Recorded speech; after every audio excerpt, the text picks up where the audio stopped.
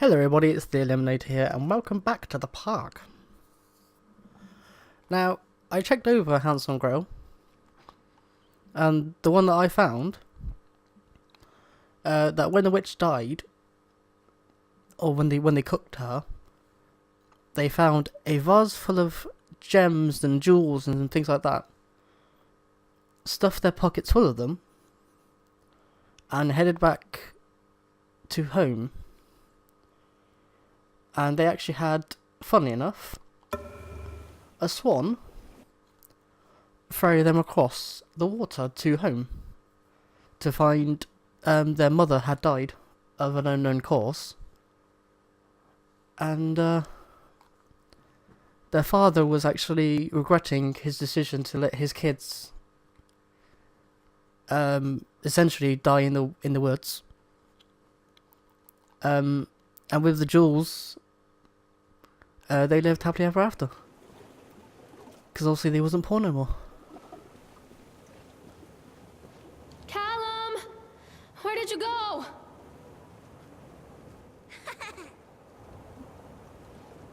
Hansel and Gretel. I used to read it to Callum when the electricity was shut off. Those poor children. The whole world against them. The forest, the birds, the old witch, even their own parents. I used to imagine that Callum and I were the kids in that story. Not mother and son, but brother and sister, hand in hand against the unkind world. We were always hungry, looking for our own house made of candy, looking for the sweetness that could take the pain away. Hunger leads people to desperate, terrible places where the tree branches reach like claws.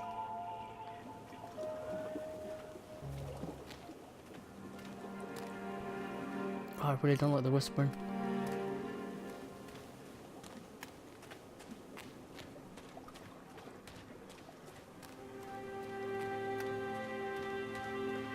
So are these all going to be tales to do with her then? Another accident. This place.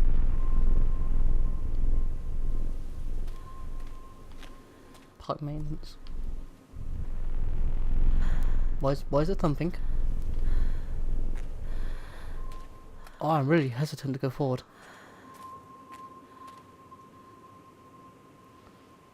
Why would I want to do that? No, there's something.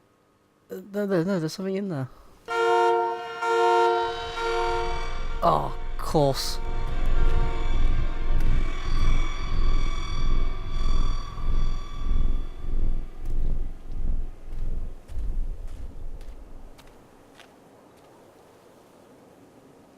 Oh, hey, Mr. Teddy.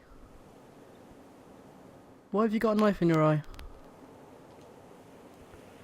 Despite the constant interruptions to work, Atlantic Island Park will be opening on time. The governor is booked to cut the ribbon, so the only real question is whether we will have any customers. I'm not truly worried. The customers will come out of simple curiosity. I deduce what was needed from the banned writings of Archie Henderson. It's astonishing to think that our residents of positive emotions can be fused to fuel such a process. Henderson himself chose to use negative, and that caused some of the taint that still lingers in this place. I will not make his mistakes. Very soon I will know if this has all been for nothing. I honestly expected the bear to turn his head. Where did you go?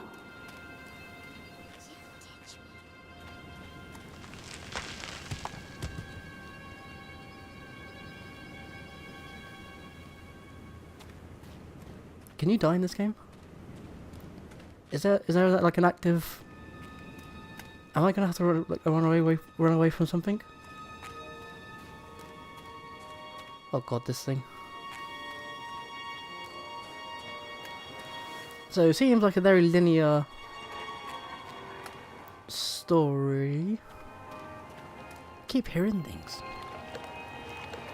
I'm not too sure if that's real life. This old thing used to make the blood run to my head. Make me dizzy. Aren't they supposed to shut rides off? Where do I go? Stop! Ooh. Callum!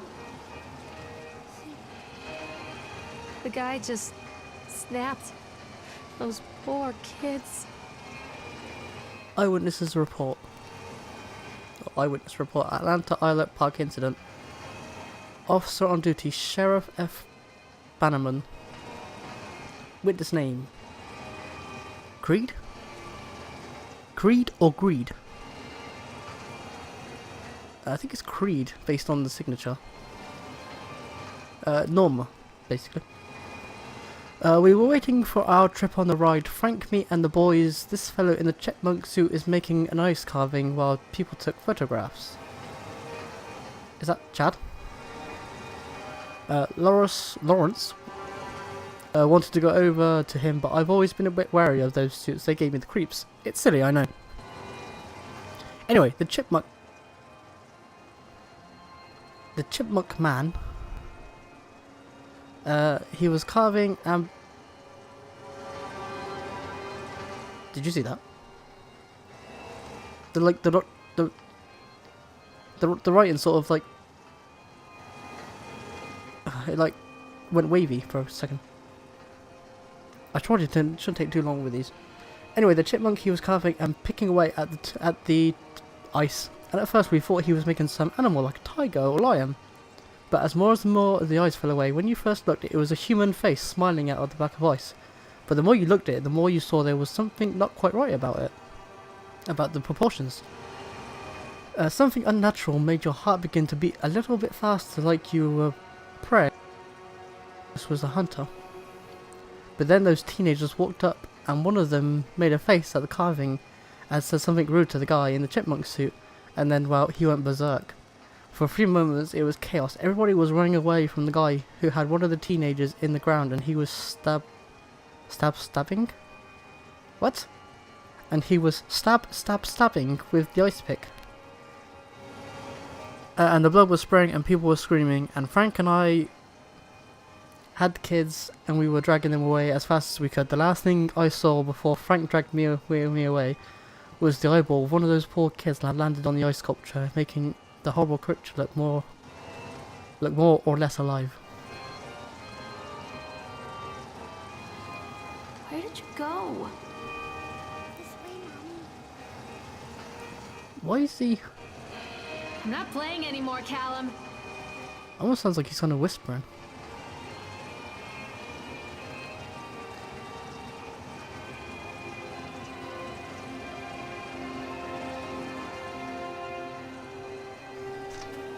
I guess I gotta go to decrease it. And like enough for me to get on.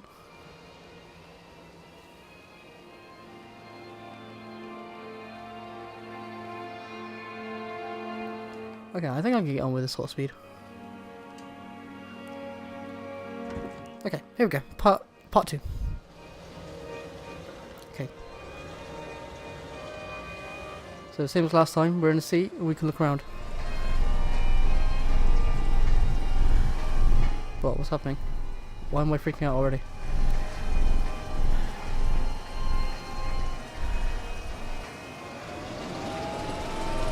Whoa, hang on. There's someone in there.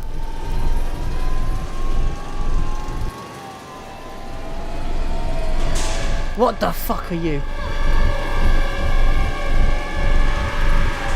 Oh man, you're creepy. What the hell was that? Seriously, what the hell was that?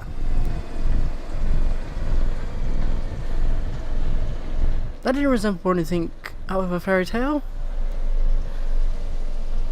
That was just random and unneeded. Oh, I see you in there. Oh, that's what you was.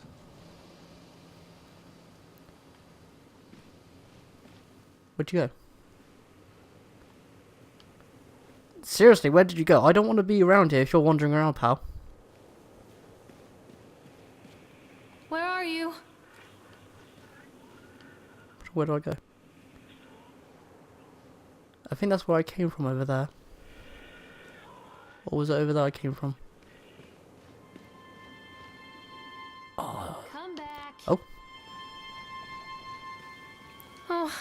remember this. There's a figure thing in the background.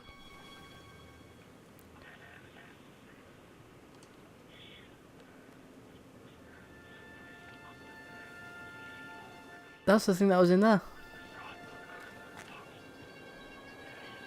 Oh, the whispering. I don't like the whispering. Callum, where did you go? Catch me, Mom. This way? Treachery Okay. hides in thoughts. Treachery that lashes like a whip and scars our insides. The first time I saw Callum, my thoughts betrayed me. I looked down at this wrinkled, red, bawling thing and I thought, is that it? We build our world from expectations, and the world that I had built for Callum was no different. He was so real, so there, and so far from my expectations. And they shattered, and as they fell in pieces, that one treacherous thought became a new foundation. All of the love that we shared, all of the warmth and goodness that followed, built on a single, traitorous thought. Oh, that's fucked up. Like seriously.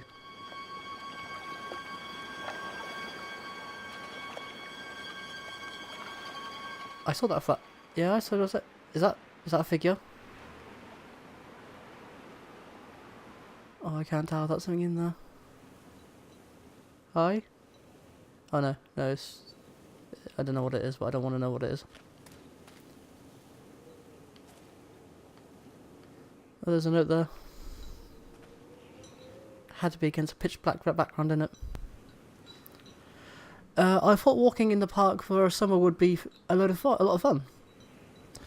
But at the end of the season here, reality drags. At the end of the season here, really drags. There aren't many tourists around, and so most of the staff spend their days standing around gossiping. And most of that gossip is about Chad. I mean, Steve, see?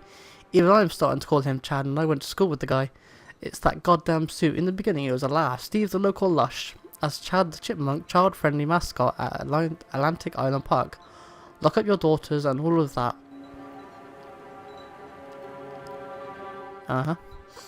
But the more he wears the suit, the weirder Steve is getting. At first it was little things like refusing to change out of the suit at work and taking it home with him every day. But then I saw him at Susie's son is still wearing it. And it wasn't even a work day. Some of the staff complained discreetly to park management about the smell, and I saw him walking and talking with Mr. Winter, the owner. One day, nothing seems to have changed. Sorry, one day, space, but nothing seems to have changed. The suit still smells like a carcass whenever Steve walks by, and apparently Steve has picked up some new skills since the last time I saw him.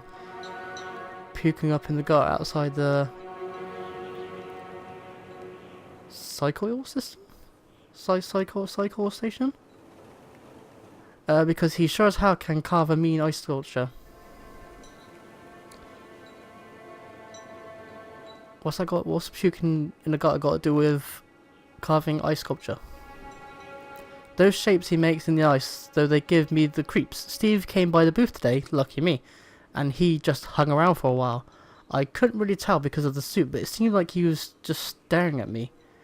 Sizing me up. Eye-fucking me. Whatever he was doing. I asked him what he wanted and he just stood there not saying anything. Eventually I called my supervisor, and when he came by, Steve wandered off. My supervisor told me to put everything in writing, so here it is. Also, I quit. I don't want to see that chipmunk suit ever again. Oh, fuck. That got me real good. Oh, I knew something was going to happen. I thought something was going to be behind me. Oh my god.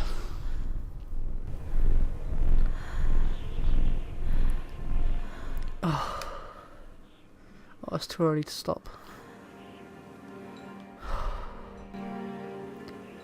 Oh, Jesus. That got me really, really good.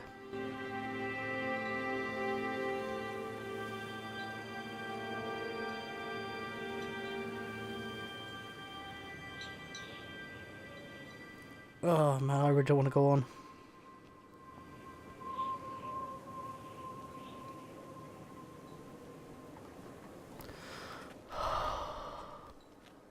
I convinced myself there's going to be no jump scares in this. It's just going to be like, really creepy and keeping me on edge. What the hell is that? This is nothing to... Where are you?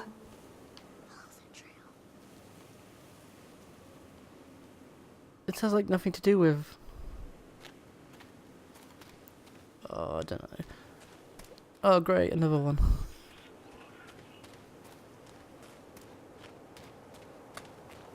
How's this going to be horrifying and scar me for life? And 80s music. I guess it floats someone's boat.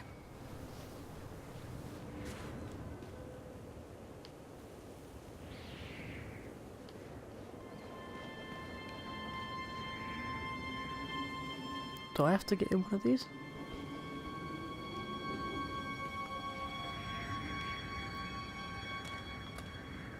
Callum?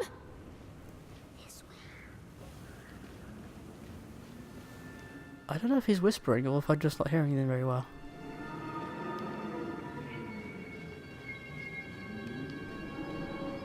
Oh, there's one on over here. I'm guessing the signal's the one I gotta drive. Oh, that got me really good. Oh no, accident report. A lot of accidents in this place. Francis...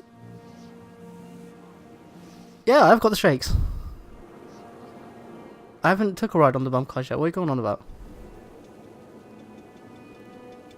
Francis Dufresne? 26 October 1976. Labourers working on the crane. Supervisor lead person, Richard Stapleton. Witness, Lawrence Creed. Wait, isn't that Norma Creed's husband? The woman that had the last accident report. And Michael Edgeworth. Brief description of the accident or incident. During the transport of the bumper cars into the arena, one of the straps attaching to the load of the trunk came undone, causing a cascade of bumper cars onto Francis, who was standing directing the driver. Francis was crushed by the weight of the cars. Described injury. I'm not too sure if being killed is an injury. I'm pretty sure that's a fatality. Did the injured employee see a doctor? What do you mean, yes? How does a dead guy see a doctor? Unless he didn't die straight away. And he died shortly after. If yes, did you file an employee's push another workers' compensation form? Yes. Supervisor's comment. Dexter, the truck driver, claims to have seen someone on the back of the load undoing the straps. Nobody else reported seeing that. The sheriff has requested that Dexter's provide to them with urine samples. What could have been done to prevent this accident incident? Double checking the other straps out of transit should be mandatory, and drug screening for all drivers. Have the unsafe... Oh, I lost my place. Conditions been corrected? Yes, no. And no's been ticked. Employee... That's a photocopy. The local labourers are very superstitious. The local labourers are very superstitious, and this hasn't helped. Some of them are refusing to return to work until... Exercise. Yeah, that's what you need, isn't it? Oh, I can't move. I can't move. Oh no, no, I can't move. No!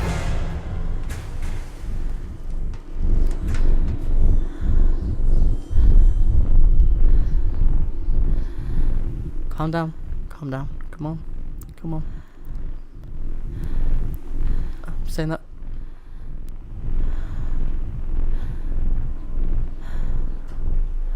I'm saying that more for myself, not for you.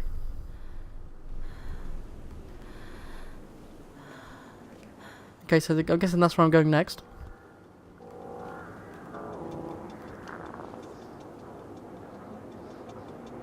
It's still like wobbling in the background.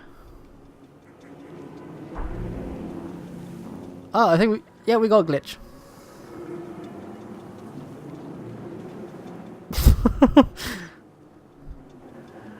Oh, look at this.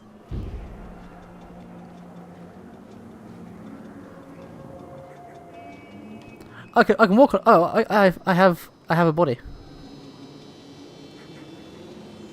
Look at that. I didn't notice that. It took a glitch to find out that I can actually look down.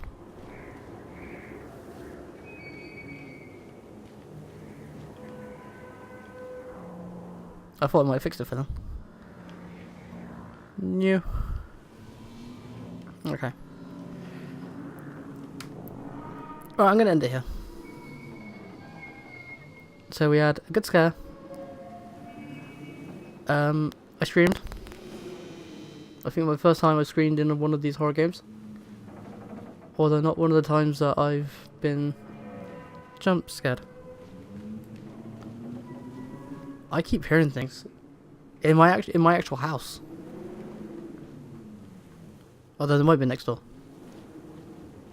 Anyway, I'm rambling. So I hope you all enjoyed. I'm so on edge. Like, favorite, subscribe, all that good stuff. And I'll see you all next time. Bye for now.